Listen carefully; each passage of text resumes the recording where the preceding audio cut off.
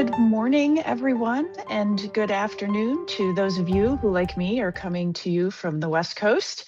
I am Jenna Gent, the Executive Vice President of Member Services and Strategic Initiatives here at the Consumer Brands Association. I'm joining you all from vacation. Um, but there are a few things I would step away from vacation for than to talk about consumer behavior, which is true. I find it all very fascinating. And we are joined today for this webinar with our friends from Numerator to talk a little more about consumer behavior, particularly SNAP, consumer behavior in this economy, how consumer behavior is changing and how SNAP is changing, officially SNAP in transition, the impact of policy shifts on shopping behavior. So I am excited to get us started, but before we start officially, let me introduce my colleague, Joseph Aquilina, to remind us all of our antitrust and recording policy. Absolutely. Thanks Joseph. so much, Jenna. Greetings, everyone. Consumer Brands is hosting today's convening consistent with our antitrust policy, which my colleague Holly is going to be putting in the chat. In brief, we want to ensure that this conversation is really reporting on aggregate intelligence that we are seeing in the marketplace and doesn't run into anything that is anti-competitive in nature. Where I could potentially see a very slight pitfall on that is in the course of the interactive component of this. If you're putting questions in the chat to Paul and his team, make sure that you don't mention vendor names or any company-specific information. Those are sort of the areas in which we could potentially want to have to get back on track. If I do see anything that comes up, I will just let Paul and Jenna know so that we can put a flag down and keep the conversation going. Speaking of the conversation, if you joined, you may have heard that we are recording today's call to sort of help curate and shepherd some of the intelligence that we're getting for future use. So with that, over to you, Jenna. Great. Thanks, Joseph. As I mentioned, we all know that the economy has been sending certainly some mixed signals lately, especially when it comes to how confident consumers are feeling. And on top of that, we are seeing some policy changes to SNAP benefits. Expanded work requirements, slower benefit growth, and especially state level restrictions on what consumers can purchase, can and can't purchase with their SNAP benefits. So all of this is creating some real shifts in how SNAP shoppers in particular are behaving, which is what we're going to look at today. Um, I have some feedback, so I'm going to keep going, but if it's really bothersome, somebody put a note in the chat and I will see what we can do about that. In any case, all of those changes are affecting how SNAP shoppers in particular are behaving, and it has real implications for CPG brands and retailers for understanding where that demand is heading. So good news for all of us, our partners at Numerator are going to help us break all of that down and what it looks like in the real world. So we'll talk a little bit today about how the economy is shaping consumer behavior, consumer priorities, how SNAP households might be a little bit different from non-SNAP households, what happens when benefits get disrupted or diluted, and how all of this relates to you as a retailer or a marketer or a manufacturer when it comes to the CPG industry. So guiding us through this conversation today, we are very lucky to have with us Paul Stanley. Paul is the senior economist at Numerator. He studies how economic trends influence consumer behavior and helps turn those insights into real actionable strategies for his clients. He's been at it for a long time. He's got a decade of market research experience working with retailers and manufacturers, and he's passionate about understanding how consumers think, how they shop and adapt, like me. So I'm excited to hear what he has to say today, and we're excited to have him walk through his latest findings. With that, Paul, the floor is yours. Awesome. Thank you so much, Jenna, and especially thank you for stepping away from your vacation to host the webinar today, as well as for that great introduction. I think you hit the nail on the head there in terms of mixed signals we're seeing from the economy, and looking forward to diving into that further over the next hour or so here. So just a quick introduction again, Paul Stanley, I'm senior economist here at Numerator. Really excited to join for today's webinar, and we have a ton to cover, but figure I'd start with just a really brief introduction of Numerator. I suspect we've got a pretty big group here and maybe varying familiarity with who we are as a company and how we collect our data. Then I'm going to take everyone through just a really quick spin of what's going on with the economy right now.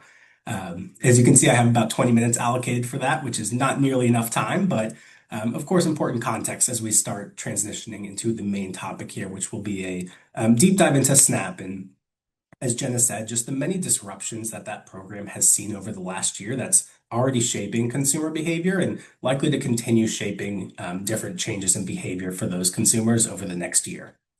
And then if I do my job and talk fast enough, we should have plenty of time for Q&A. Should have about 10 or 15 minutes at the end here. So get your questions into the chat and hopefully we can address those towards the end. So like I said, just a really brief introduction on Numerator. We are a data and tech company, and we specialize in a comprehensive understanding of consumers and their purchasing behavior. The engine behind this is our consumer-facing app called Receipt Hog, where we collect data directly from over 1 million households across the country through both pictures of physical receipts, where we are able to capture all of the relevant data off that receipt, as well as a variety of digital data collection methodologies, where we really now have full visibility into everywhere consumers shop. The app is really fun and engaging if you've never checked it out, which is really important to maintain history for our panelists, as well as enable a longitudinal read of the same shoppers over time. And then lastly, because our data is collected through a mobile app, that does give us the ability to have a two-way conversation with our panelists. And so we're able to issue surveys directly to panelists, either based off of actual purchase data, so we can target consumers who have exhibited specific purchase behaviors, purchase specific products, shopped at specific retailers, or just in general to get a view of a kind of representative sample of the US. So really important that we gather both purchase data and attitudinal data, which, as you can see, plays a really key role in how we want to understand and measure the economy. So as you can tell, much of our data comes from our consumer panel, and a good panel, of course, needs to be geographically representative. We are taking that million-plus households that we engage with through our mobile app and whittling it down to our top 200,000 households who meet certain compliance standard demographic representativeness, but also geographic representativeness as well. And this is one of my favorite charts. You can see on the left where we have the green dots for all of our 200,000 static panelists. And on the right, the US population directly from the US Census. And so, as you can see, there's not a ton of difference here. Our panel is really representative and reflects kind of everywhere that US consumers live. I think we represent about 95% of residential zip codes. And then the other aspect is a good panel needs to be accurate as well. And so a lot of what I'll do today is jump between both Numerator and government data, as there's a lot of data the government collects that is important in terms of how it shapes consumer behavior, but also the data we collect at Numerator and being able to apply that panel lens to see how specific consumers are behaving. It's important that those two data sources are telling the same story. And so as you can see with Numerator data in the green and US Census data in the blue, we have really strong alignment.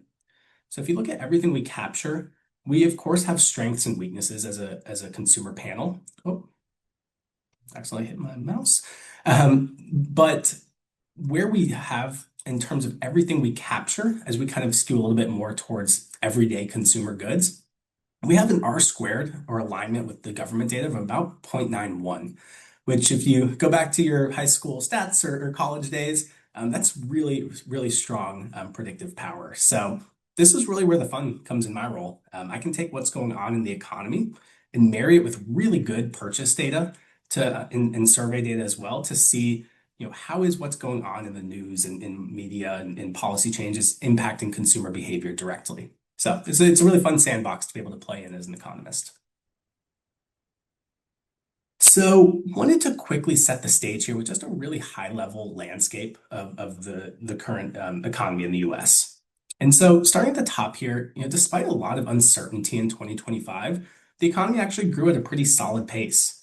Now, it's not clear whether the US will maintain our kind of global exceptionalism and continue growing as we have in past years, nor whether that growth will be inclusive. And that inclusive part's really important for our industry, as we all, retailers, manufacturers alike, benefit from consistent and inclusive growth. If everyone is spending more and growing at kind of the same rates, that lends itself to just a really stable economic environment for us to operate in.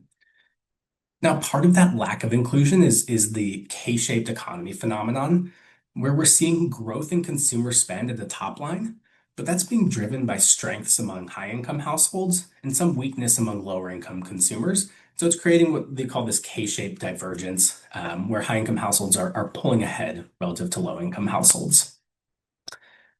And then in terms of economic growth, it's really a simple formula here. It's a function of both growth in productivity and growth in population.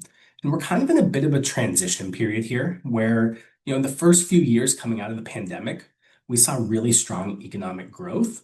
And that was driven in large part by strong population growth.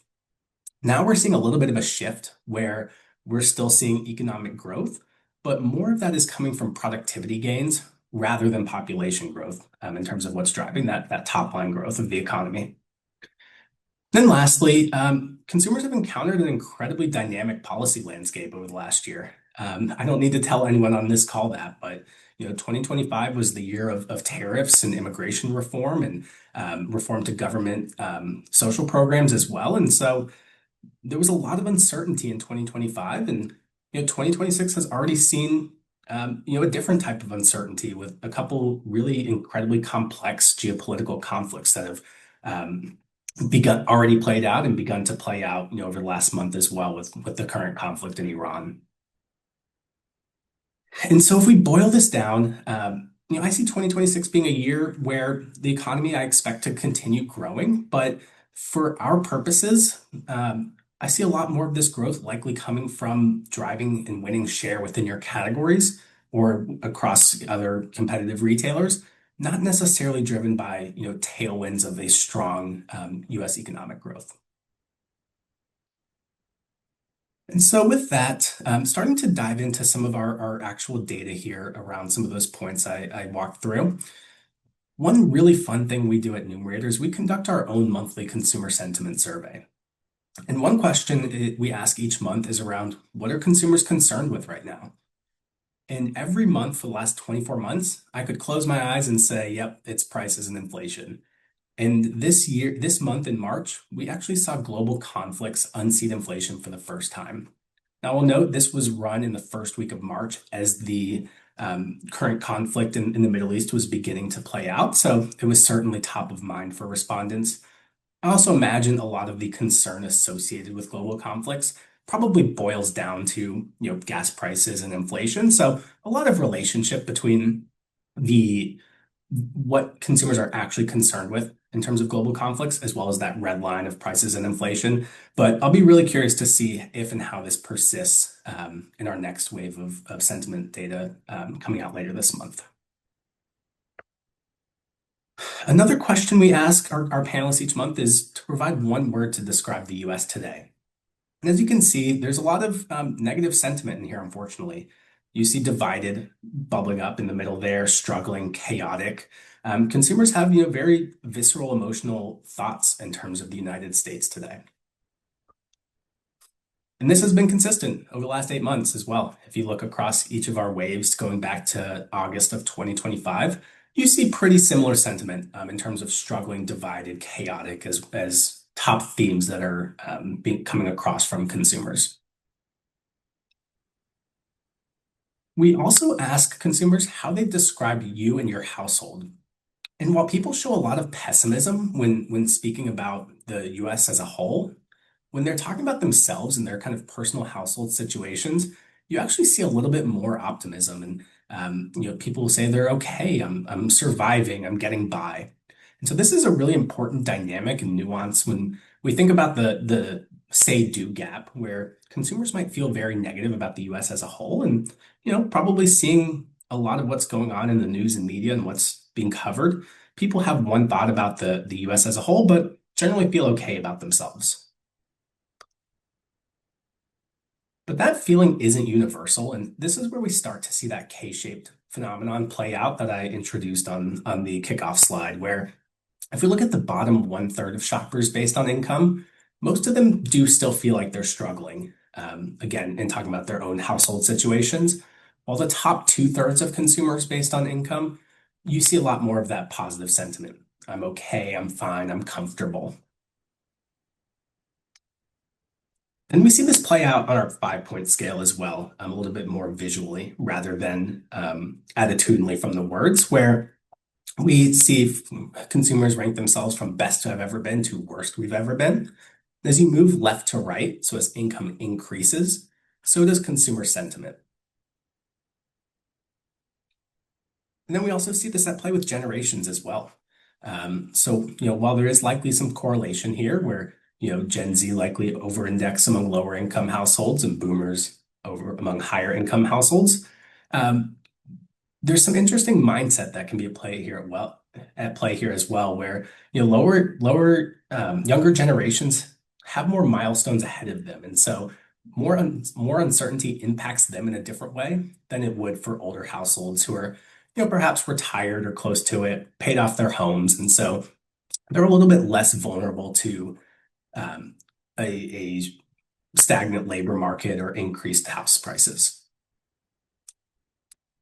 So I know I started off on a bit of a dour note when it comes to consumer sentiment, but some good news here is that when you look at the relationship between sentiment and spend, there really isn't a strong one. So what we have on the x-axis here is change in consumer spend. So anything further to the left means a decline in spend. And on the y-axis, consumer sentiment. So the higher the dot, the more positive consumer sentiment is. And so what we see on the bottom left is, yeah, there are some years where sentiment is really low, and that led to economic pullback.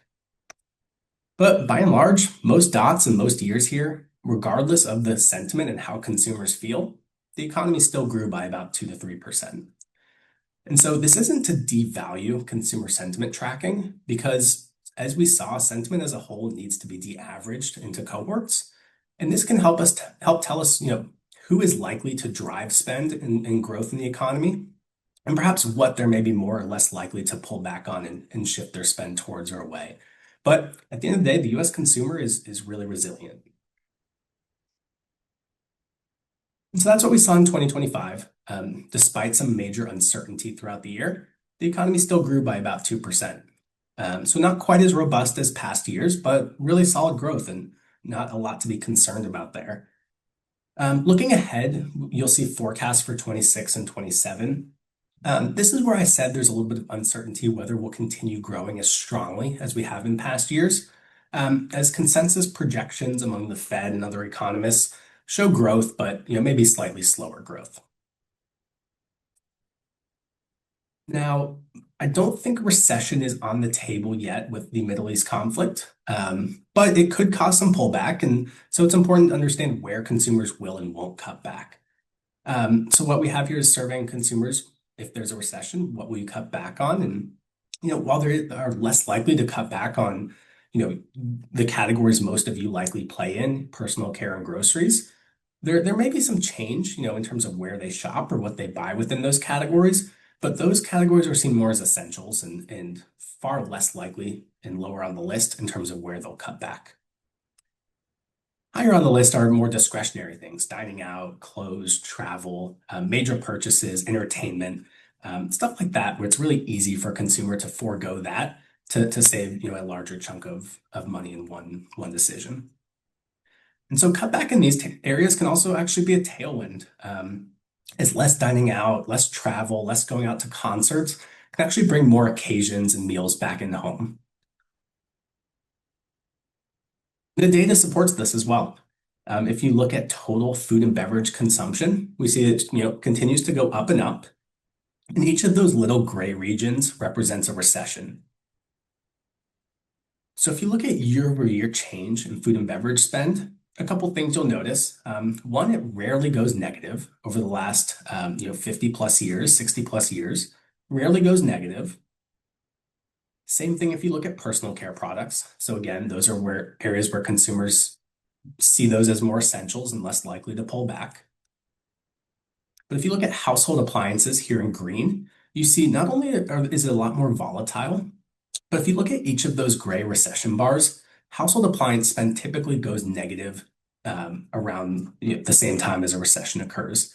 So something discretionary like that is where consumers are pulling back in times of recession. Same thing with air travel. Again, a lot more volatile and a lot more pullback correlated to when there's a recession. So moving on, we also are able to look at total spend from the Bureau of Economic Analysis, the BEA, and this is in nominal terms in black and inflation adjusted terms in red. And so coming out of the pandemic in 2021, when the economy began reopening and we saw vaccinations and stores, restaurants reopening, we saw a big surge in spend. So that raised our consumption level. But if you look now, kind of in the last 2 years, we are kind of back on trend. So, the consumers still continue to spend, and we're kind of growing at similar pace as we were pre-pandemic. Now, because we know government data and numerator data are highly correlated, we can now split this out by income using numerator data. And so since consumption peaked in around May of 2021, where that dotted blue line is, we've seen high-income households maintain their spend in inflation-adjusted terms over the last 2 or 3 years coming out of the pandemic, and then they've increased their spend since around 2024. Low-income households, on the other hand, decreased their consumption coming out of that peak. And then they've increased it again, but they are actually spending and consuming less in inflation-adjusted terms than that post-pandemic peak, whereas high-income households are spending more. And so this is kind of, again, where that K-shape starts to come into play.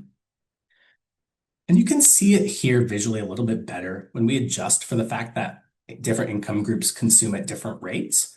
And so if we index each group back to 2019, so each group is effectively starting at the same position, and we're seeing how have they grown from there. If you follow the different lines here, everyone, I'll try and mark it with my cursor, which I can't find, everyone was spending and consuming about the same amount and on the same trend, but then it begins to diverge as inflation began to peak in 2022. And so this is where you see high-income households pull ahead and low-income households fell behind. And that's that K-shape. So along these lines, we've started to see where total spend is coming from in terms of households with different purchasing power in our numerator data.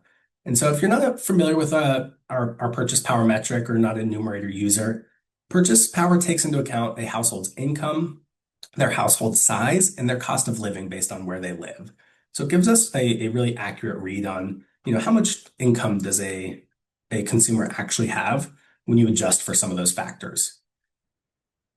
And so if we group households into different quintiles, so the top 20% based on purchase power, in increments of 20 all the way to the bottom 20%, we can see some trends here where about 22% of total spend comes from that top 20% of consumers, and about 17% comes from the bottom 20%. Now, this is a really interesting stage setter, but it's where it starts to get really interesting and actionable is when you start to look at how this distribution looks for different retailers or categories. So if you look at Walmart here, for example, we can see that their top consumer is actually that bottom 40% consumer. And if you look at the distribution of the lines, it's a fairly tight distribution. For Costco, for example, the top 40% consumer, so a more premium retailer, made up over half of their sales, and it's a really wide distribution. So you can see very clearly a difference in consumer base when you look at it from this lens, as well as how it's trended over time, where since the pandemic, Costco has lost share, or a lower proportion of their sales are coming from that bottom 20% household. And then we can also look at this as a point in time measure to compare across retailers. So if we look over the latest 12 months, so rather than a trend, what does this look like for specific retailers? And you can see, the more value players on the left over-indexing among those bottom 40% consumers. So Family Dollar, Dollar General, Walmart, all with a lower cost value proposition. Those more premium retailers on the right, Whole Foods, Amazon, Publix, Costco, a higher share of their sales coming from that top 40% consumer. And same thing with different categories. Some of the more premium categories, wine, performance shakes, face care, fresh fish, skew more towards a premium consumer. Things like diabetes medicine or frozen sandwiches, dish detergent, hot dogs, a little bit more parity or a little bit more spend coming from lowering purchase power consumers. And so for brands, when you see that K-shaped economy dynamic playing out that I walked through earlier, it's really crucial to understand your category's positioning among different purchase power groups, and then your brand's position within the category as well. And so this can, help be both a point in time evaluation of, what does my risk look like or my opportunity look like among low income shoppers, or potentially trade down risk if I over-index on high income shoppers and they start wanting to seek value either at different retailers or different brands. But it can also help drive portfolio strategy or your retailer distribution strategy as well.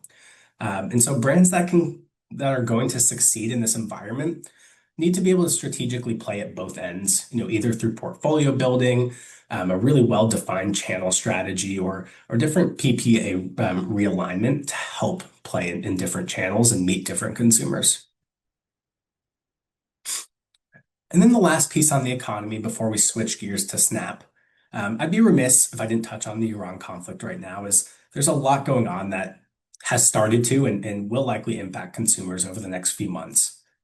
But of course, as everyone likely knows here, the big impact from the conflict is the closure of the Strait of Hormuz, through which about 20% of the global oil supply passes. And so you can see the red line.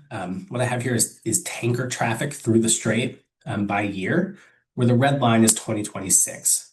As you can see, as the conflict began in about a month ago, as the strait closed, tanker traffic has effectively come to a complete halt since then. And so that's creating a pretty tight bottleneck on about 20% of the global oil supply. And while the US is less reliant on the oil that passes through the strait, and we're even net exporters of petroleum, we've seen gas prices surge domestically as well. And so it recently this week, on average, regular fuel crossed that. There's a psychological $4 barrier that gasoline crossed this week. And, is that a good thing? No, of course not. Is this as bad as the headlines are making it out to be? Probably also not. Reason being, gas is a really highly visible price point that consumers can pretty easily anchor to, but it is worth keeping in mind as we go back, even just to 2022, which was the last time gas crossed the $4 barrier. $4 today isn't quite the same as $4 in 2022. Reason being, we've experienced high levels of inflation for the 4 years since then. We've also experienced wage growth, and so should this eclipse $4.50, $5, we might see stronger economic impact. But even over the last 4 years, $4 isn't quite the same as it was. That being said, though, if we do just look at the present, higher gas prices do eat at consumers' budgets and inevitably take away from other spend. So it is important to get into the mindset of the consumer. And we asked consumers just last week how they expect the current conflict to impact their finances, where a majority of them expect some negative impact. And this is driven by concerns around gas prices, of course, as well as higher grocery prices and inflation in general. Excuse me. But should the conflict persist, I did want to look back at the last oil shock in 2022 to see how consumer spend shifted in the 3 months following Russia's invasion of Ukraine. And so here we see a couple things. One is a shift to mass and dollar retailers. So consumers were, of course, seeking out lower prices. And two, this shift was driven almost entirely by low and middle income households, who, of course, going to be more affected but insensitive to changes in gas prices. So just another example of kind of the K-shaped dynamic at play here, where higher gas prices do impact lower income consumers disproportionately. And so should the conflict persist, we would expect to see consumers continue to retreat to value. I'd anticipate some increased deal-seeking behavior as well, as consumers, look to trade down to cheaper brands while gas prices remain elevated. All right, going to transition to Snap and take a little more water. I'm battling a cold, so thank you for bearing with the coughing and scratchy throat. All right, so I imagine most folks are familiar with Snap, but if not, in short, it is a government program that provides supplemental support to qualifying households of around $200 per month to purchase eligible products. What's really important is that we are able to identify those households in our numerator panel based off the receipts that they submit to us. So as you can see in this receipt image here, we can see on the receipt when Snap was used as a payment method. Then we can draw a circle around those panelists to see not only who is using Snap, but also who's doing so consistently over time. And then we can compare them to a non-Snap household to draw, a distinction around how do these households differ from non-Snap households. And so what we see in terms of a demographic breakout, if we look at the ethnicity distribution for Snap versus non-Snap households, we see Snap households over-index among Hispanic Latino consumers, Black or African American consumers, under-index on white and Caucasian households. From an age perspective, Snap households tend to be a little bit younger, so slight over-indexing among younger age brackets, but there is still a considerable amount of Snap households who are 55 plus, and that'll be important as we get into some of the changes to the program as a result of the One Big Beautiful Bill Act. We can also look at in our panel to see how do Snap households differ based off what they buy. So if we look at the distribution of their grocery spend by department, we see there's a lot of alignment. Snap households tend to shop pretty similarly than non-Snap households. One big difference, though, is that if you look at beverage spend, Snap households allocate more of their beverage spend to kind of traditional beverages, less to alcohol, which makes sense as alcohol is not eligible for Snap. That's seen as a more discretionary purchase for them.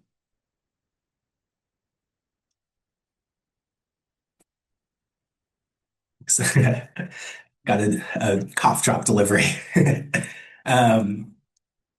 We can also see in our data which categories source more of their sales from Snap households. And so this is really helpful to see either, which categories might be more at risk if Snap consumers pull back, or, on the other side, where will they prioritize from a category perspective if the dollars they do have to spend are reduced? The same thing from a retailer perspective as well, where we might expect to see a share decline among some of these more value-driven retailers who are more reliant on Snap households, and might see some share declines if these households pull back at all. So that's just a general landscape on Snap households, how we're able to see them in our data and how they differ from non-Snap households. But what I want to focus the rest of the time here is how Snap has changed over the last year, and kind of three major disruptions that the program has faced. The first being a benefit blackout. So if you think back to the government shutdown last fall, Snap participants didn't receive their payments for a month. And so we wanted to double click into what happens when there is a benefit blackout. Second, today we are starting to see in this year, starting in January, state level legislation where different states are able to restrict Snap product eligibility for certain categories. And so that's changing, what consumers are able to use their Snap dollars towards. And then lastly, the One Big Beautiful Bill Act that was passed back in July is going to have different impact over the next few years in a few different ways. And so that's going to put some pressure on participation eligibility as well as how the program is funded. And that might create, a different strained SNAP ecosystem that we'll just need to monitor to see how each of those different levers impact SNAP consumers. So first, let's explore the effects of the 2025 government shutdown. If you recall, November, October of 2025 already feels like ancient history with everything that's gone on since. But I want to remind you of the magnitude of that shutdown. It was the largest shutdown in US history, lasting about 43 days. And as you can see, it outpaced other recent shutdowns and had repercussions as well. We saw the furloughing of federal employees, disruption of travel, but as we are most focused on here, a disruption in benefits to SNAP recipients. And so to get ahead of this during the shutdown, we surveyed SNAP households to understand how they're managing during the disruption. And we asked them, how did you manage and what did you do to change your behavior? Most did something. Only 9% said, no, I continue doing the same thing. And among the top behaviors, we saw SNAP consumers were trading down brands or pack sizes, so trying to make their dollars stretch a little further in that way, or cutting back on discretionary spend. And those were the top two savings measures. And then once we had purchase data available, we then were able to validate that. And so this is a really important theme of kind of how we're able to track some of these developing situations, use survey to get initial signal on what's going on and how's the consumer thinking. And that can allow us to begin formulating a strategy in real time and then aligning it with purchase data once available to then measure the actual impact. So what we have here, the green line is weekly grocery spend among SNAP households from October to the middle of December. And that's in 2025. The dotted line is that same time frame in 2024.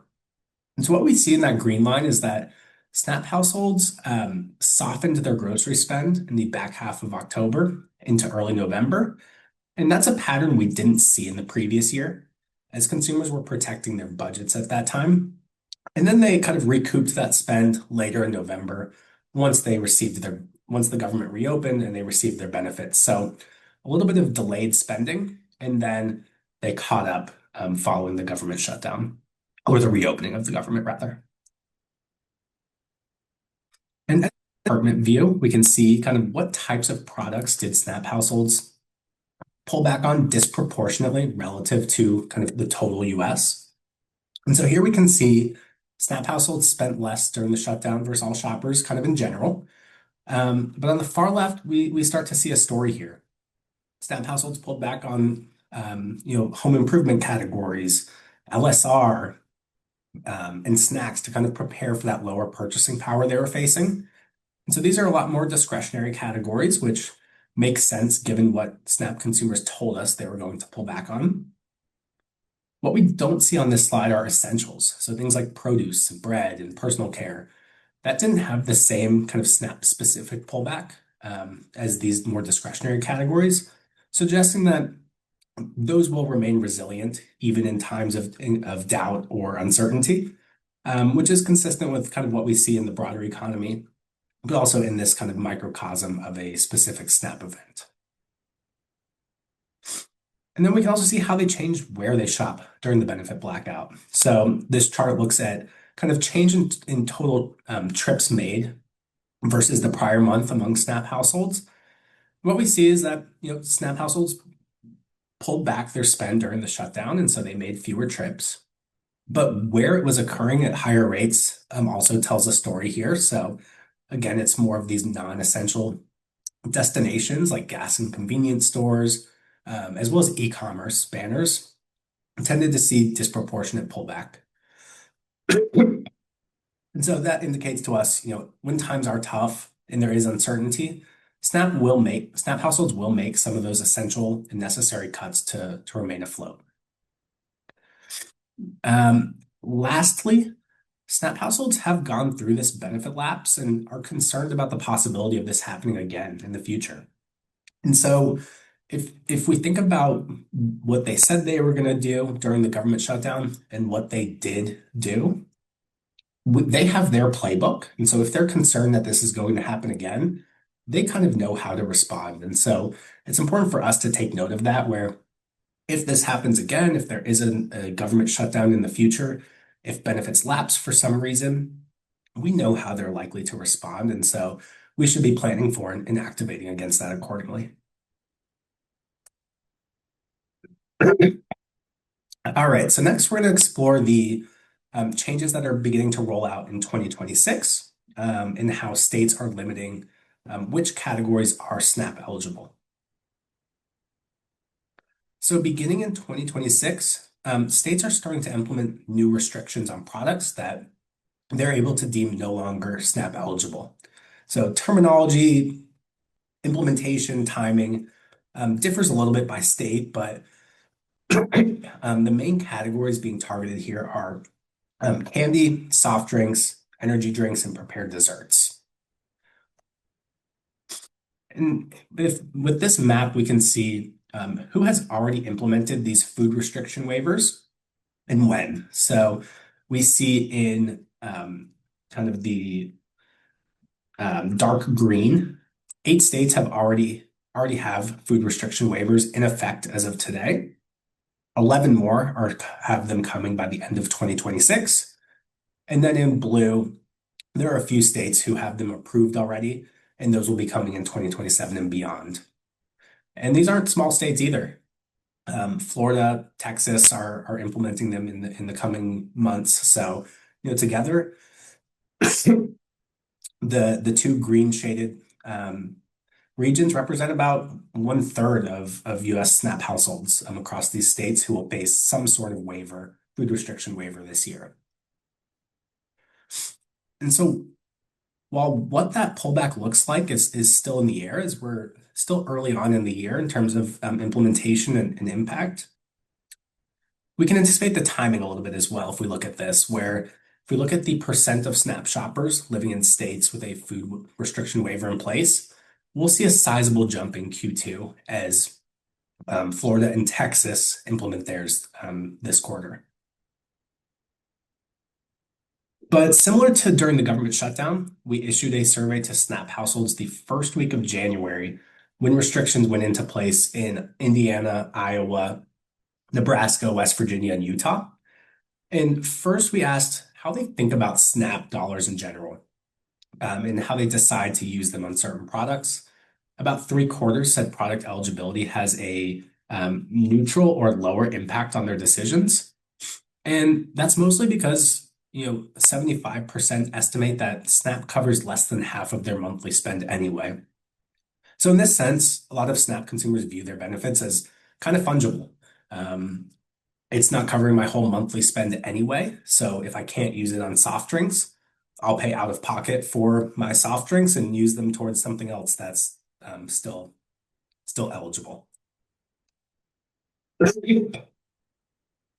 And when we ask these consumers if they've tried to buy an ineligible product, among the 9% who said they had, 71% just purchased it anyway using their own money. So a few of these SNAP households were encountering a restricted product at checkout and were denied and said, I'll just use my own money anyway. And then when it comes to future purchase decisions, we'd expect a slight pullback based on this, but probably not meaningful, and certainly not a meaningful shift to healthier or alternative products. So about 29% expect to buy less of these categories now that SNAP doesn't cover them, but 26% expect to buy the same amount. And about 45% on the other side here aren't planning to change to other types of products either. So when we pull that together, and now that we have 2 full months of purchase data for those 5 states across 2 categories, candy and soft drinks, we're able to validate some of this as well. And so we see pretty strong alignment here with our survey data. So when you look at a spend per household metric, so this is going to take into account the percent of households buying the category, as well as the average spend among households who do. We see that SNAP households still grew in candy and soft drinks in these first 2 months relative to January through February of 2025, but their growth lagged that of non-SNAP households. So this indicates they won't fully move away from these categories, but there might be slower growth among SNAP households. And then lastly, looking forward to the coming years where we expect more pressure as a result of some of the changes from the One Big Beautiful Bill Act that was passed back in July of last year. So a quick summary, the three main changes to the SNAP program are around one, work requirements. So adults who are 55 to 64 now must comply with expanded benefit or expanded work requirements. And if they don't, they will lose their SNAP benefits. So these are households who weren't subject to a requirement before, who now must meet a certain threshold of work to receive their benefits. So this could pull some existing SNAP users in that age bracket off the program. The second one is funding. We expect funding to shrink a little bit as well as a result of the Thrifty Food Plan update, which essentially means fewer adjustments for inflation and dietary guidance are going to be applied over the years. And so if you think about, the new food pyramid that was passed, that focuses on higher quality, but also, more expensive whole foods. And so if benefits are no longer going to grow as changes in dietary guidance change, benefit growth will be a little slower for households as well.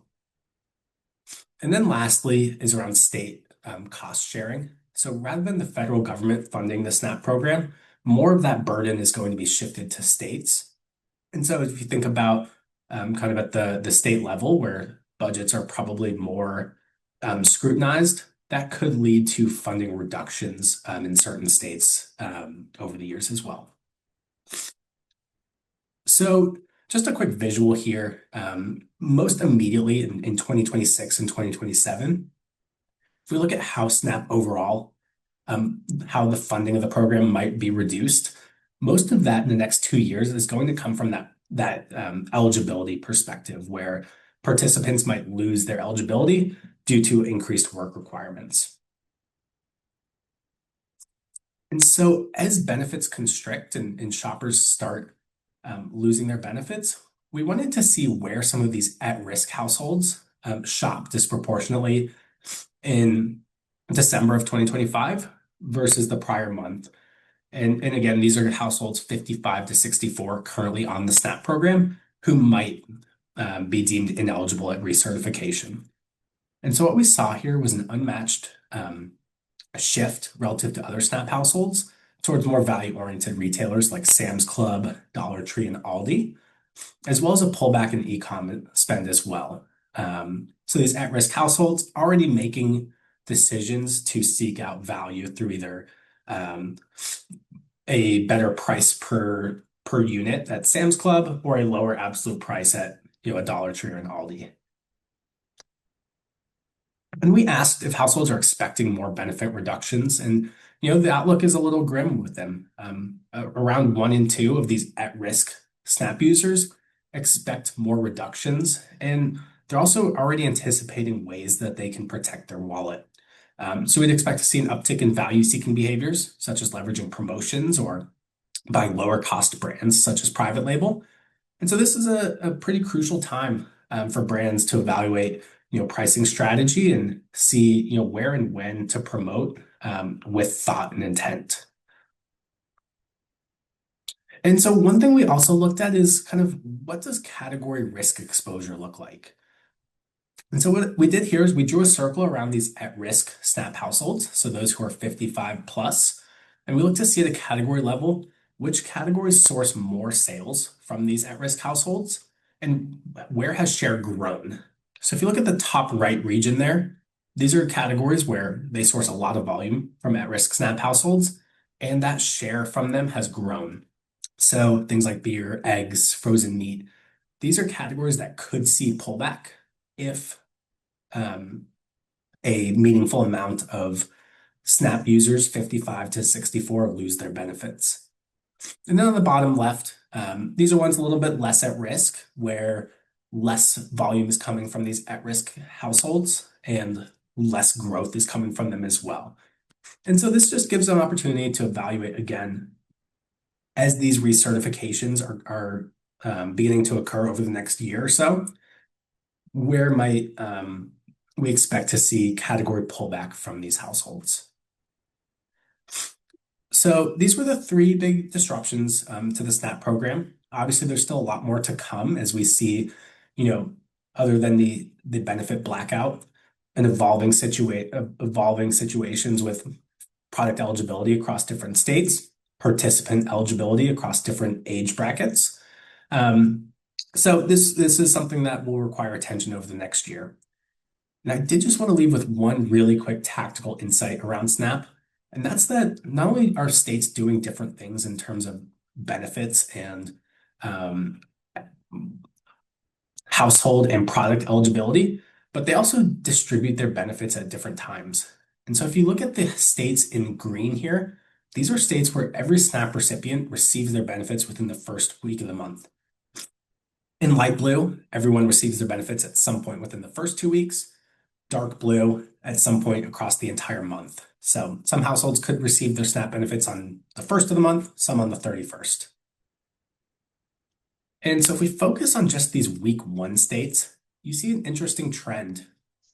So if we look at their average grocery spend per person per day across the first 7 days of the month, so everyone has received their benefits at that time, versus the rest of the month after the 7th, we see in total, SNAP households pull back later in the month. They reduce their average daily spend by about 20%.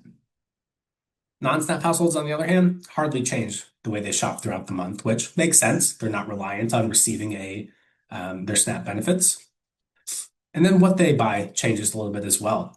They're more likely to purchase categories like meat and frozen foods earlier in the month, less likely to do so later in the month. And so that gives us a little idea of kind of how we need to start thinking about strategically how SNAP households shop to take advantage of and strategize against ways to win with them as they're seeing some increased pressures through potential lapses in benefits, potential changes in product eligibility, as well as changes in their overall eligibility.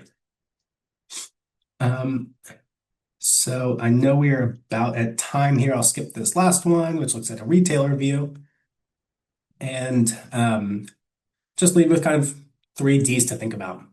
Discerning who among your SNAP households is facing more pressure and why, but also knowing that in the K-shaped economy, pretty much all SNAP households are going to be facing some sort of pressure.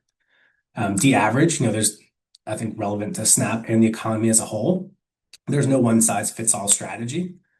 And then defend. Shoppers are becoming more value-oriented, and so this is a time to build loyalty through product utility and durability and cost efficiency. So with that, I'll turn it over to questions, and I was a little behind. My apologies. Oh, no worries. As advertised, Paul, really fascinating. I feel like we could have, if you go back to the very beginning, your word cloud slides, I feel like we could have just as easily called this presentation The American Consumer and the No Good, Terrible, Horrible Economy. Back to that little book we all read as kids. But anyway, the information was really useful. We do have a number of questions, and we're short on time. A couple of questions about sort of specifics on how you are, what percentage of your panelists are EBT users, how the specifics on receipts, those kinds of things. I'm going to let people reach out to us, and we can relay all of those things to you on Perfect. that little kind of stuff. But a couple of big picture questions. One, on SNAP specifically, you said that people are spending less on candy and soft drinks due to restrictions. Did you see them accelerating in other areas on balance? Yeah, there wasn't a meaningful shift. I think the biggest area where we saw Again, what we see as a whole is I think Snap consumers see their dollars as fungible. And so I have a set amount of money I can spend. I'll do what I can with my Snap dollars and fill in the gaps with the rest. Where we did see a shift was towards fresh meat. I think reason being one that has just become a little bit more emphasized as in terms of health around, some of the protein trends and some of the nutritional guidance, as well as those being categories that have experienced higher inflation as well. So if we look at what SNAP consumers are using their actual SNAP dollars towards, that's where we've seen a more of a shift away from candy and soft drinks, which are no longer eligible in those states, towards fresh meat. Thanks. These next two, I think, are you've already answered some of the other questions that have come in. You just answered. There was a question on monthly restrictions, or when people receive their benefits within the month, and you answered that. Yep. You answered some questions around gas and the price of gas, and is that causing other ripple effects? We answered that. These two, I think, are you may not be able to answer these. I think these are a lot of the things that we at Consumer Brands Association are working through, working with the company's government relations teams around how will national accounts be able to track the impact to the SNAP demographic if retailers have separate divisions and are making separate decisions state by state. And the other question was, are retailers implementing waiver restrictions differently state by state? And I think we know the answer is yes. Then there was a third question in that, which is, are different retailers implementing? The parentheses question was, might a SNAP shopper go to one store and have an item covered versus not at another retailer? So that's kind of a bucket around. Yeah. I don't know if if you have a thought there.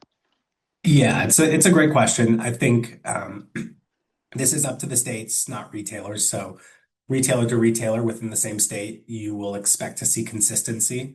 I'm not sure how the government will be tracking compliance transparently. I imagine retailers who are out of compliance will face some sort of penalty. So I would expect consistency across retailers.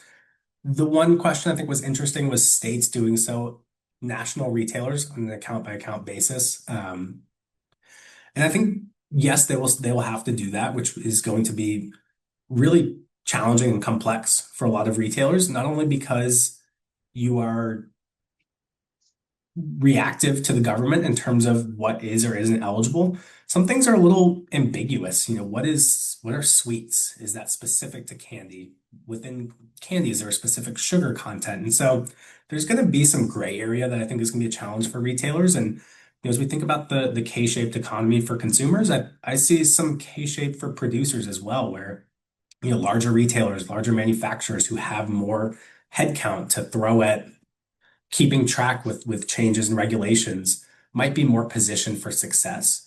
But I think this creates opportunity. The manufacturers who can be partners to retailers and help them understand the landscape and articulate the benefit of their products and brands in this ever-changing SNAP landscape, it sets up nicely for them too. So yeah, a lot of ambiguity, a lot of complexity, but I do think there will be consistency state to state in terms of all retailers complying. Well, Paul, thank you so much. You actually answered the last question, the wrap-up question that I was going to ask, which is, what is, given all of this change and uncertainty, what is the one piece of advice you would offer? And I think you've answered it well there Yeah. with, thinking about that K-shaped economy and serving all of your customers and thinking about them. So, gang, really good questions. In the chat here, there are more than I can get to. Please remember and know that this numerator um, uh, presentation will be on our website. It has been recorded, so you can see it again, really dig into the details. We are here for questions and are happy to relay them. And we hope you will join us in the future. You can reach out. Excuse me, Paul, it's coming across. I'm I'm getting your sorry. Thanks everyone for bearing with me there as yeah, well. no worries. So anyway, you know that the team is standing by to answer questions, and we thank you, Paul, very much for your time and your really great insight.